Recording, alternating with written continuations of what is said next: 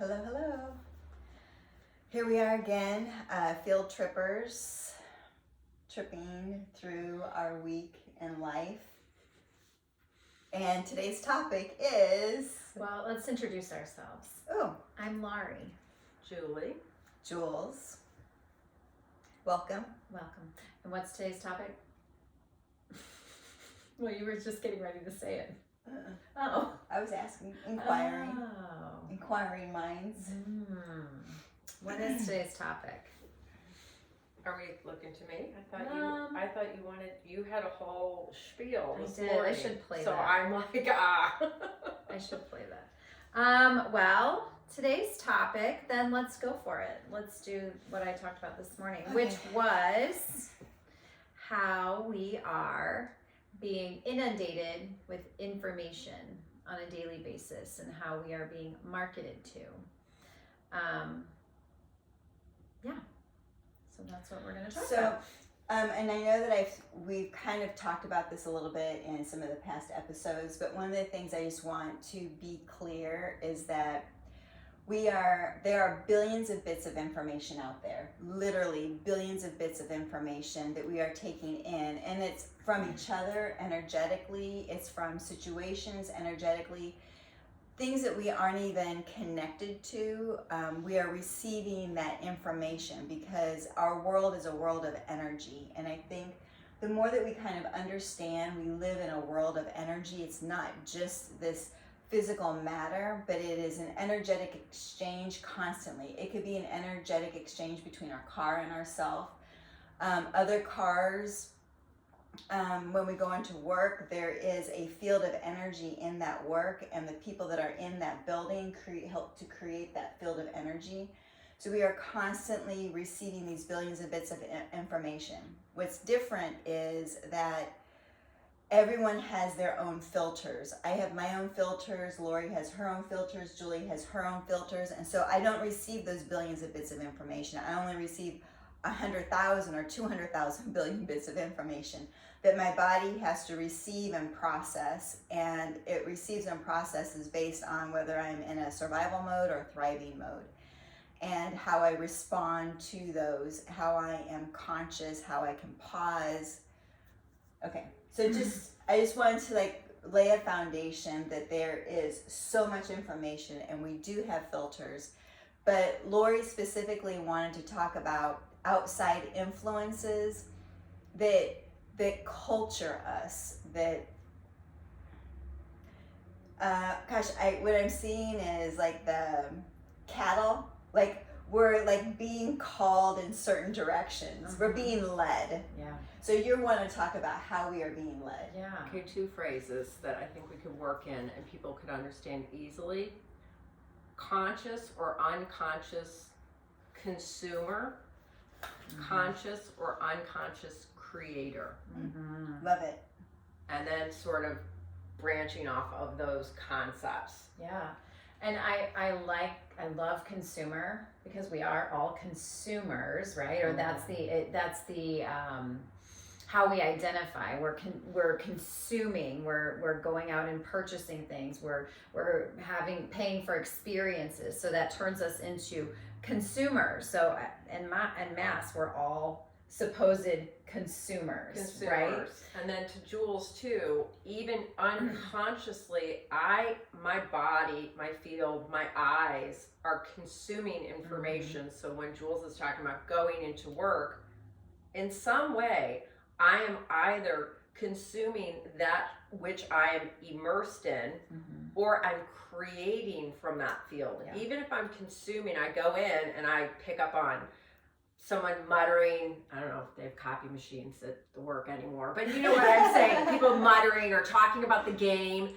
I can take all that information and be an unconscious consumer of that and then be like kind of in a little bad mood or distracted. Or I can go in with the intention to be a conscious creator rather than just unconsciously consuming all of the energy that's around me. Yeah.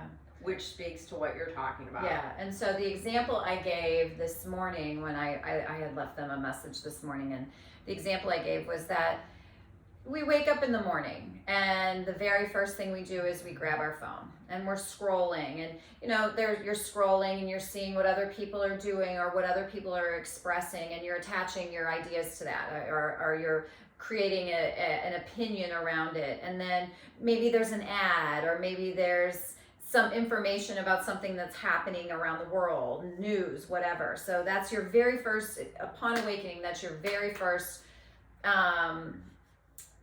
moment that you're becoming that consumer, that unconscious consumer. Right. You're consuming that information. Then you get out of bed, and then you start the coffee, and you flip on the news, and there's more coming at you. There's information about what's happening around the world, and then there's commercials, and it's all a commercial. By the way, literally, it's all a commercial. So right. Let's talk about that a little bit. Yeah. Because I think sometimes we think I'm watching a documentary. This is important learning I'm doing here. That's a commercial. I'm being presented with one side, one perspective. It's an opportunity for me to look at that perspective, but just because it's on PBS or the History Channel, I think I'm watching fact. This is a fact. It was on the History Channel. It's like everything's a commercial. Yeah. It's something on the New York Times bestseller list. Well, I'm going to read, The Tipping Point by Malcolm Gladwell or whatever. Blink.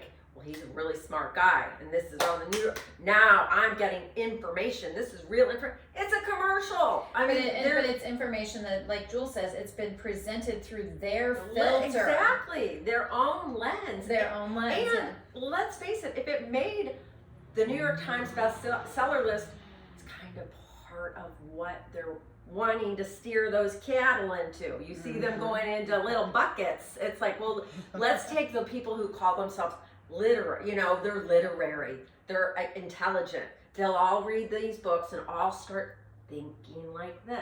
It's all a commercial. Yeah. Yeah, exactly. Yeah. Which takes us away from our heart. And our own creation. Yeah, exactly. So as we go through the day, then we get in the car and you turn the radio on, more commercials. Even music has its own agenda.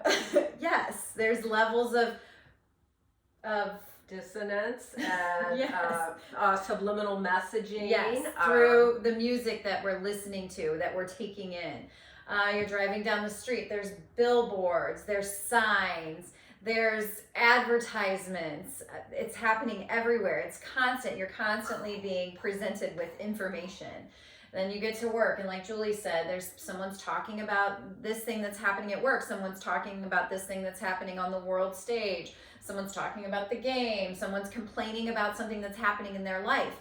And it's all coming at you again. And so then you're going about your work day, and maybe you stop on the way home from work and you get gas. And you're standing at the gas pump, and you're like, and now the gas pumps talk. I just go get gas. I'm like, when did these things start talking to me? Yes. I just want to You're literally just getting gas. It talks now. Kind of finally, you're like, my brain is not doing anything but focusing on the fact that I got to put fuel in my car. And there's a commercial. There's more information. There's something about the Hollywood Insider. I don't know. There was some on the gas station. Yes. Oh my God.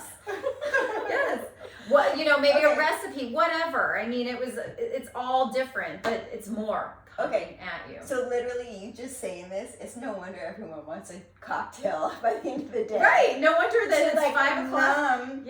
To numb yourself from all of this information, or why, there's more kids today that are on antidepressants and anti-anxiety. Like, it is so crazy. It's crazy, but it's no wonder because of all this bombardment of information.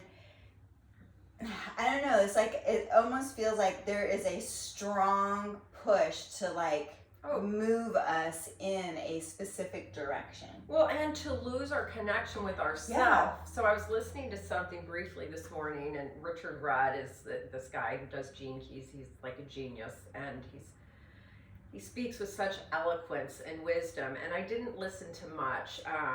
It was on Gene Keys on YouTube, and I got through my 6 minutes. But anyway, he started talking about this, I think he called it like a violet flame meditation, but it was at 3 o'clock and 6 o'clock and 9 o'clock, having your phone alarm go off and taking 3 minutes to just quiet everything. So, and that you start just building that in. You know, I take my time in the morning, but I like the idea of doing it at these 3 different times during the day. Just, all right, what am I feeling? What am I doing?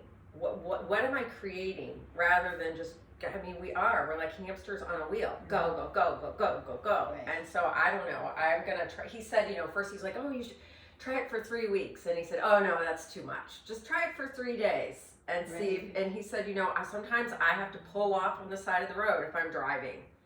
But I think that'd be such a great practice that everybody who thinks I'm not a meditator, if I had $1 for every time someone has said that to me, I'm not a meditator, I'm not good at it, I don't know how to do it. It's literally just pausing. Sure.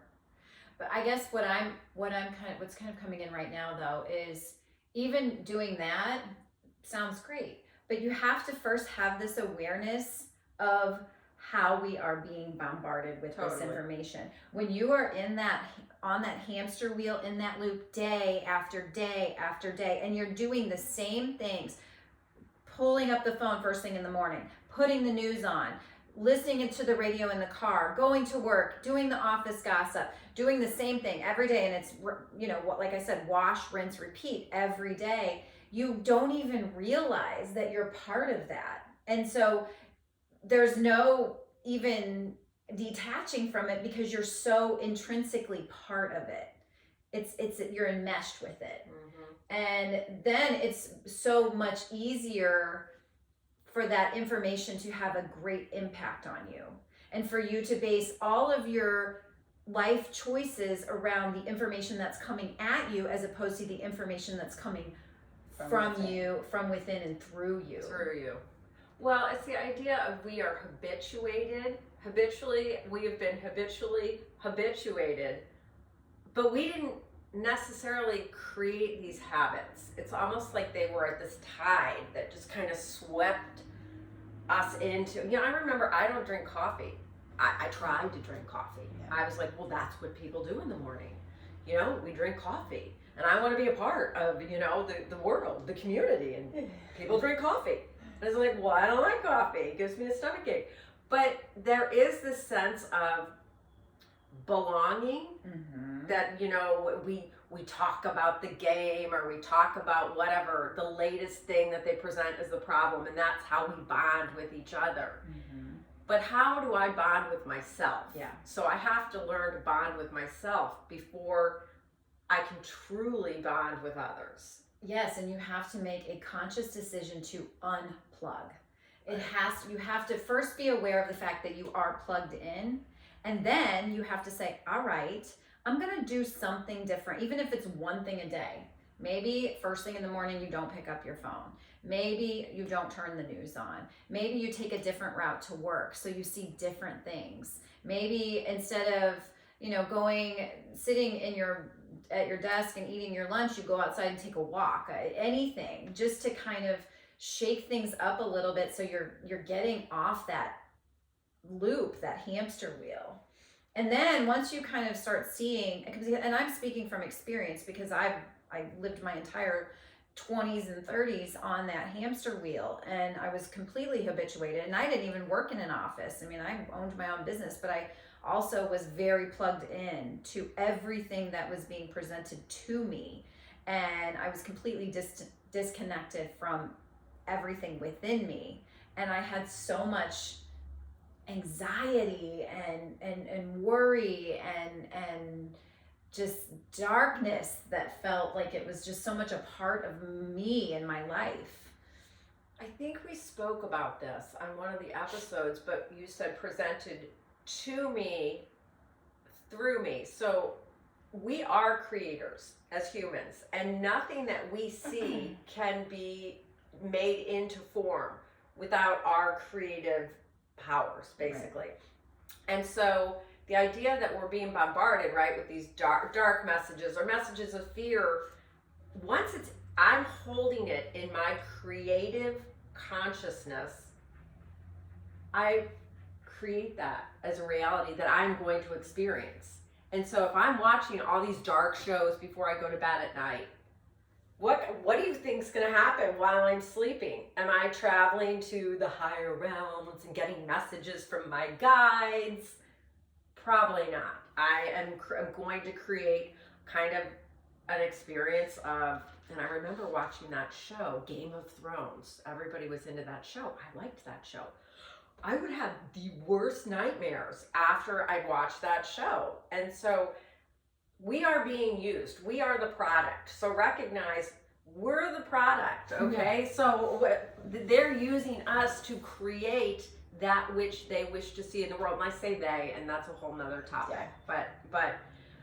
But what do you want to create? Yeah. What do you want to create? And so what your habits make up that which you will create, bring to form. And if you're unconscious, like Lori's talking about, just driving the same way, eating the same breakfast, you're not in a space of creating anything fresh. Right. So I think that's another good point, is that we recognize, number one, recognize there's all this information that we're taking in, and recognize who's driving this. Are you driving your life, or is something else driving your life? Is it your ideas, your dreams that are driving your life, or is it someone else's dreams that are driving your life?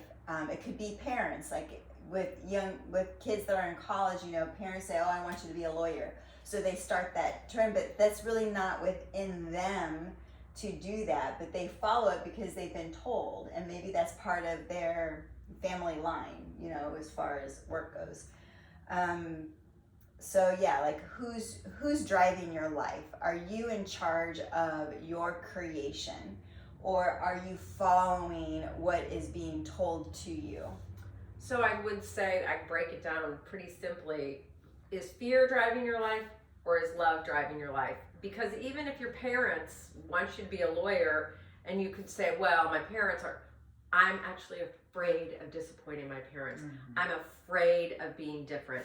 Whatever it is, I don't want to feel that guilt. Mm-hmm. Right. So that would be, fear is driving my life. Right. Even, well, my husband, I'm not married, but for those of you single men out there. Well. So no, but like when I was married, it'd be like, well, my husband, wants us to live in this neighborhood, and he makes, all the money, and so, well, it's fear of me standing in my own power. So I've allowed myself to be in this situation. So I think it's always fear or love driving us. Totally and love agree. Is the ultimate creator. I totally agree. So it's expansion or contraction. Mm-hmm. Form follows thought. You reminded us in your messages earlier. So literally what materializes, there was a thought, there was emotion, there was action that created that materialization. Mm-hmm. So if we have something in our life, there was thought, there was emotion, there was action that precipitated into that form. And then think of it this way too. Okay, form follows thought, but thought also follows form, because I can put this water bottle in front of you, right, and then you're going to have either a response or a reaction, or I'm thirsty, that reminds me I'm thirsty, or God, I'm not drinking enough water, whatever. It's such interesting how there's right. such an interplay, right. and it's almost like this domino. So mm-hmm. form follows thought then follows right. the form, right. and it just keeps going. So, okay, so this is how we are all connected, right? So this is just an example of how our lives are weaving together. Like you're presenting that form. I have a thought. Mm-hmm. It just goes back to this whole conversation. Who is presenting the form for us to think? Totally. So that's what we're talking about. What's being marketed to us to think, and then we literally create that. I think I've said this before. I always thought it was interesting so I read the Hunger Games series with my son, and then when the movies came out, we went and watched the movies. After I watched one of the movies and I saw how the city, like all the characters in the city were, very eccentric, colorful hair, I'm like, we're going to start seeing a lot of colored hair. And it was literally after the Hunger Games movies where you started seeing everyone with the striped ombre hair. Yeah. Oh, yeah. Okay. It was a huge push, and I'm like, okay, that was presented. Everyone has in their mind that this is a possibility of how I can look with all the different colors and everything, and everyone started doing it, and it was accepted because it was Hollywood, On Hunger Games. and it was in a big motion picture. So now now it's everywhere, right? And it's easily accepted.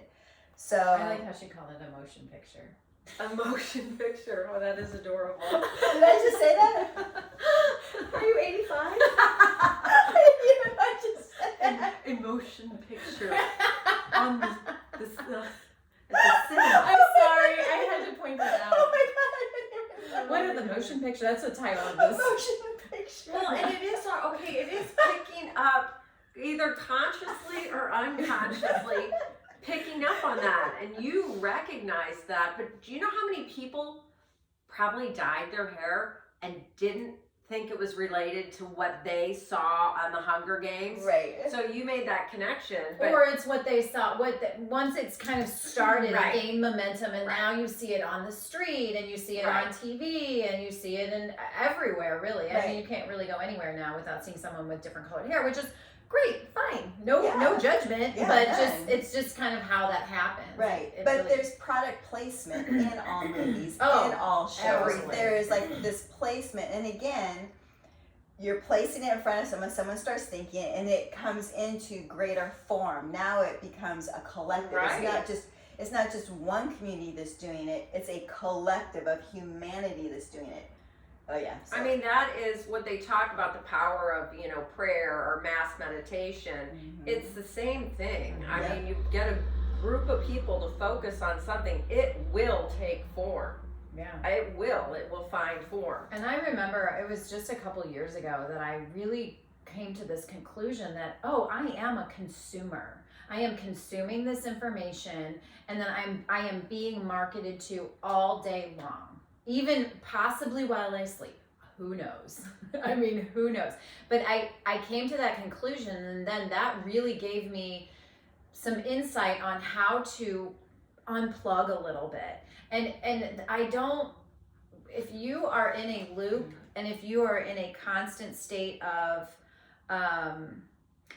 the same thing every single day, and you're feeling like life isn't really going anywhere, or you're having the same problems that are appearing over and over and over, and you can't seem to extract from these situations or these problems that keep popping up, that is a good way to start causing change to happen in your life, because there has to be a little bit of unplugging from this program. It's a program. Yeah, and I hate using that word because it sounds kind of nefarious, but the But marketing. a television program, I mean, so it's just layers upon layers. Yeah. This is a program. We can view this as a computer program or a show every day, and then we're watching something. There's just so many layers. Yeah. But can I say something, Lori? What you're suggesting, probably, it's like, oh, okay, I'm aware of that now. And so now that Lori's, helped me see that I'm on this hamster wheel,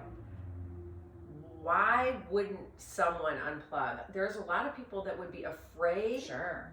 of unplugging. Number one, maybe I'm gonna get fall behind. I'm gonna lose my edge. This is what keeps me going. Mm-hmm. Or I don't want to feel my pain. I don't want to think about my marriage or what I've created in my body, my health. So it's like, if you're feeling resistance when Lori talks about going a different way to work or unplugging a little bit, if you're feeling like, I don't want to do that, start asking yourself the question, but why? What's underneath that? Because people are doing this, people only do things that on some level serve them. Even though on the outside we can go, well, that doesn't serve you at all to be an unconscious consumer. But on some level it probably does. Keeps them from feeling, or keeps them feeling like they're not falling behind, or whatever it is. So if any of you are feeling that sounds scary and you don't want to do that, just start to contemplate things. Yeah. So I think some people like to stay in the norm for acceptance, because acceptance means love. So they are then loved, they're accepted, they're needed. And when you start stepping outside the normal, then it's like, oh, okay, then I become the black sheep. I don't want to be that. I mean, because everyone knows the black sheep of the family, right? And they're ousted, right? They're talked about. But sometimes the black sheep of the family are quite happy. And sometimes the black sheep becomes the white sheep eventually. If you stick around long enough, I mean, I was definitely the black sheep in my family because I did everything differently and didn't follow the norm. But it's interesting now, I would consider myself kind of a leader in my family. And so I think, I don't know, just do you. But you can't do you if you're an unconscious consumer because you don't even know who you are. Right. It's something and someone is telling you who you are if you're an unconscious consumer. Or someone or something is leading you in a way that you're not able to really sit back and figure out who you are or remember who you are. And more likely than not, they're telling you who you're not. Yeah. Well, you're not beautiful like that. You're not rich like that. You know what I mean? You're not creative like that. I can't paint like that. Right. I can't bake bread like that. I mean, if I really look at that, what I'm consuming, it's the idea of kind of this attaining perfection. Yes. By external either possessions or accomplishments. And rather than perfecting that which is occurring. I have, I'm a wedding photographer and I have this happen with some, not all, but some of my clients where they'll send me their ideas about the way they want their photos to look. And it's other people and it's other photographers. So, I mean, right there, that's working against you right there. I'm like, well, I didn't take those pictures and that's not you. So, and that's not your day.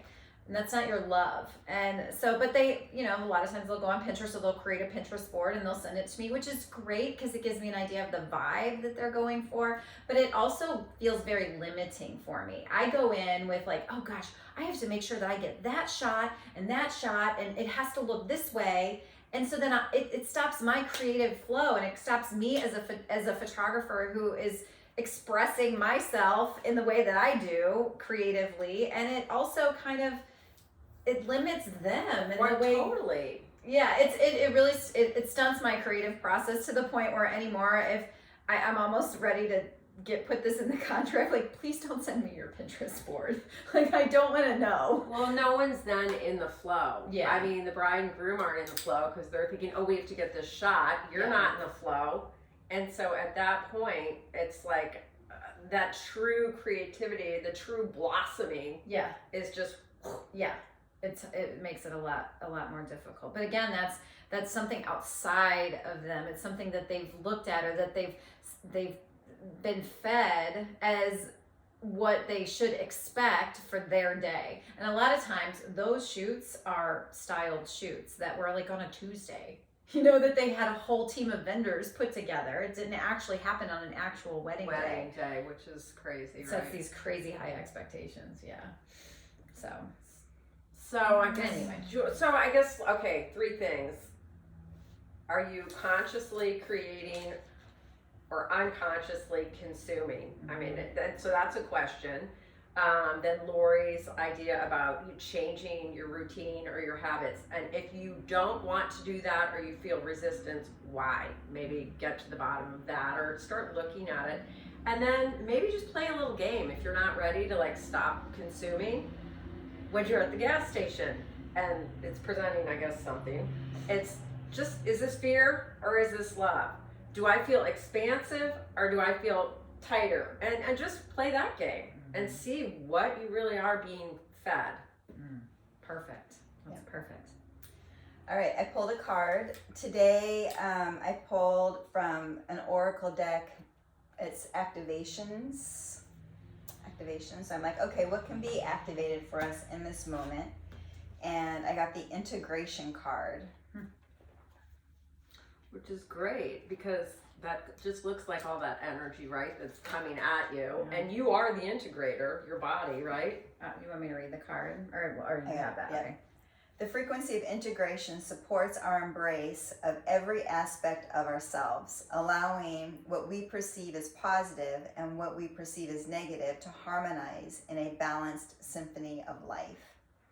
So I kind of like that because we're being asked, like, you might be receiving all this information for the first time, or maybe it's a reminder, but it's a matter of integrating what feels in your heart space, what feels comfortable that we're saying, what feels uncomfortable that we're saying, and even process, validate what is comfortable, validate what is uncomfortable for your own self. And then just have a new awareness of how you are filtering all the information, and maybe even having an awareness that the information is being presented. And how do we integrate that into our life? Or how do we, maybe start saying no to some information? And also, if I could make a point, you are the divine harmonizer. So when you go into a workplace that might seem fragmented or chaotic, you have an opportunity to harmonize that energy with your presence. You don't necessarily have to use your words, but your presence can be harmonizing. So yeah. So anyway, it talks about the image, the yantra, but I'm going to go down a little further. The energy of integration supports our journey through a dualistic reality in which we consciously or continuously search for union and completion, both within and without. Its frequency reminds us that our manifested world can only be when every aspect has its opposite as well. Only when we integrate everything that comes to us, when we embrace every aspect of ourselves and everyone and everything around us, can we find an inner state of equilibrium. Okay, so that's kind of huge. yeah, it's great. That is because that brings in, we were talking about the energies of love or fear. Are you responding to life from love and fear? But I mean, one of the things I think I've come to understand recently in life is that love and fear are both creator aspects. Mm-hmm. We can create more fear, we can create more love, we can create that. So as we were speaking earlier, is it unconscious or is it conscious? And then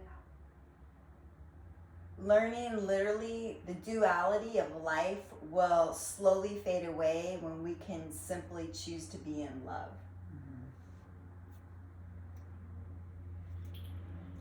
Can't say it better than I that. mean, it's great. And our love is all we need. Yeah,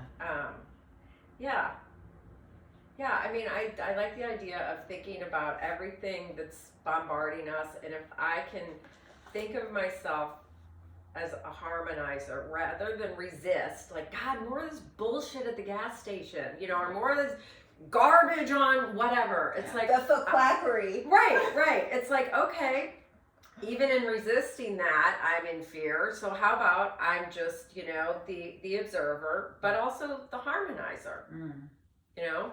I could be a harmonizer of that.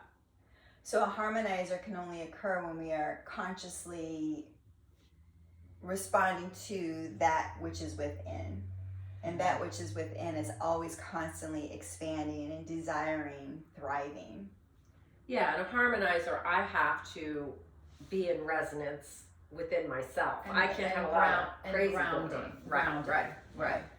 So, and it has to be intentional. It has to be intentional. The energy that you send, you're harmonizing the information's coming at you. You're going through this process of harmonizing, grounding, and then being intentional about the energy that you're sending back out to kind of make things a little bit more balanced.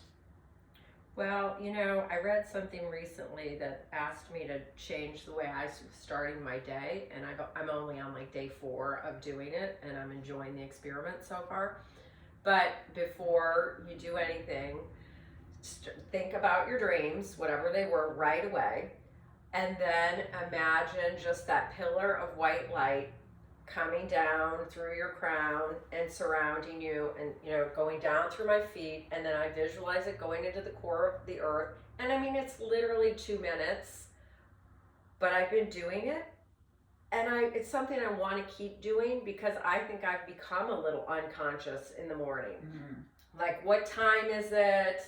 What, I get up to go to the bathroom, get some water. What do I have to do today? And then I'm missing all these little nuggets. Like, first of all, that whatever came in my dream time, I would like to believe that my higher divine creator made a pretty great movie for me that night Right. that I could probably glean some information from if I just take a second.